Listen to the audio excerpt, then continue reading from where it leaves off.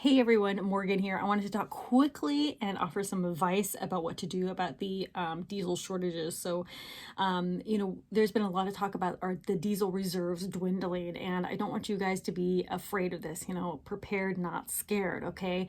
But this can have drastic effects on our supply chain, our economy, that kind of thing. And the, the diesel shortages, along with the already strained supply chain from various other sources, is going to be a huge factor to watch out for. But it's a huge factor as in anything, the inflation and shortages of our general food that we're seeing already. All these things have a huge impact, right?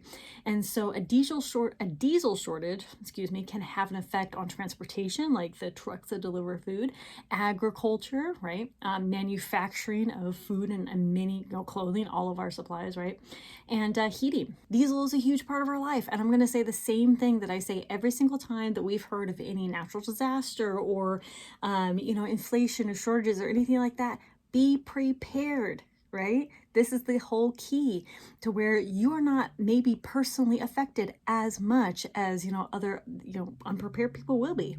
So we can be prepared with continuing to stock up on those food and water preps and medical preps and all the other preps that we might need to, continue our life and whatever, by forming that solid community, and more specifically by finding those local farms, and so you're not having to travel, or food is not having to come so far to you, right? So then the trucks and things, for getting food to you is not such a huge deal. You have those local sources of food, and even more local is growing that food yourself, whether it's indoors, outdoors, whatever. I have tons of videos about how to grow your own food, and people just poo-poo this, but you got to start growing some kind of your own food, something, microgreens, I don't care what it is. Start growing indoors. Lots of people have indoor space. You talk about an apartment. Oh, I don't have any outdoor space. Great. Grow indoors. Get some grow lights, okay? Just freaking do it. Alternative heating options. Find those alternative heating options. It's a huge thing. The energy crisis is real, diesel or otherwise. So find alternative heating options through propane, your fireplace, wood, whatever. And then have plenty of personal home security items, because there are still unprepared people, and we got to be thinking about that, right? But yeah, so we can keep thinking of all these things in order to continue to stay on top of any shortages. It doesn't matter what shortages we're talking about here. It just doesn't matter whether it's diesel, food, clothing, whatever. We can be prepared through preparedness of prepping those items and whatever, and as well as skills, having the skills, and as well as community, continuing to have a strong community, whether, especially with finding those local farms, that kind of thing. So all of these things together is huge, and you can do this no matter where you are. Start going online, looking for those local farms.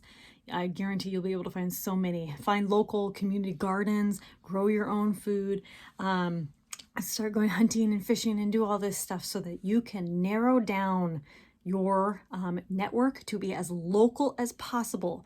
So these shortages happening, out there, or the diesel shortages that are preventing, certain foods from coming in, aren't going to affect you. And you can change, how you eat or any of these other things, because you've sought to look more locally, and you have been prepared, and you've had this knowledge. So there is still plenty of time to prep. Do not freak out, right? It's still slow and steady, can still win the race. There's plenty of time, okay?